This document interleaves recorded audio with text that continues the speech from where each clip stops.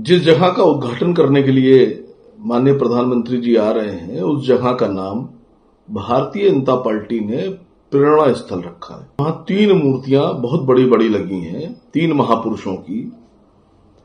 पहली है पंडित दीनदयाल उपाध्याय जी की, दूसरी पंडित श्यामा प्रसाद मुखर्जी जी की और तीसरी पंडित अटल बिहारी वाजपेयी जी की।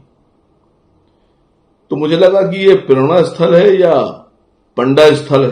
तो 4% की आबादी वाले ब्राह्मणों की 3 बड़ी मूर्तियां लगाकर प्रेरणा स्थल बनाया जा रहा है और 96% आबादी वाले लोगों में से कोई महापुरुष गुजरा ही नहीं। 96% की आबादी में से आपको कोई भी ऐसा महापुरुष नहीं मिला आपकी पार्टी में भी कि जिसकी मूर्ति लगाई जा सकती।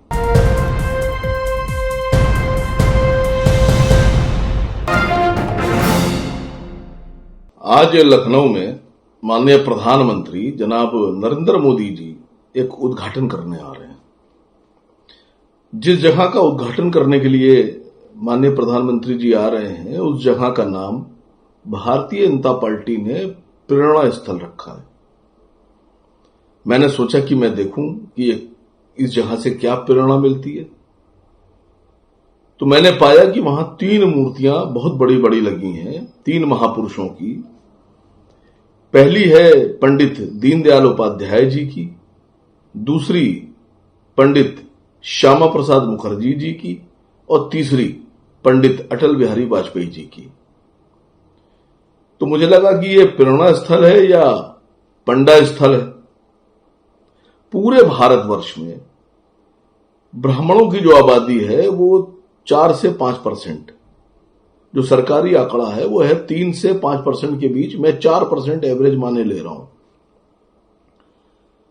तो 4% की आबादी वाले ब्राह्मणों की 3 बड़ी मूर्तियां लगाकर प्रेरणा स्थल बनाया जा रहा है और 96% आबादी वाले लोगों में से कोई महापुरुष गुजरा ही नहीं। मैं भारतीय जनता पार्टी से सवाल पूछ रहा हूं कि 96% की आबादी में से आपको कोई भी ऐसा महापुरुष नहीं मिला आपकी पार्टी में भी कि जिसकी मूर्ति लगाई जा सकती। तो ये पंडित प्रेरणा स्थल है। ये तीनों लोग आरएसएस से जुड़े हुए थे। ये आरएसएस प्रेरणा स्थल है। ये कौन सा प्रेरणा स्थल है? आप क्या साबित करना चाहते हैं? और अफसोस इस बात का है कि उत्तर प्रदेश में बाकी जो पार्टियां हैं, जैसे मायावती जी दलितों की राजनीति करती हैं, वो भी खामोश है। उन्होंने कोई सवाल नहीं पूछा इस प्रेरणा स्थल पर। दूसरे सबसे बड़े जो अपोजिशन में बैठे हुए हैं जनाब अखिलेश यादव जी, समाजवादी पार्टी, पिछले कई दिनों से, कई महीनों से पीडीए का नारा बुलंद कर रहे हैं। पीडीए, पिछड़ा दलित अल्पसंख्यक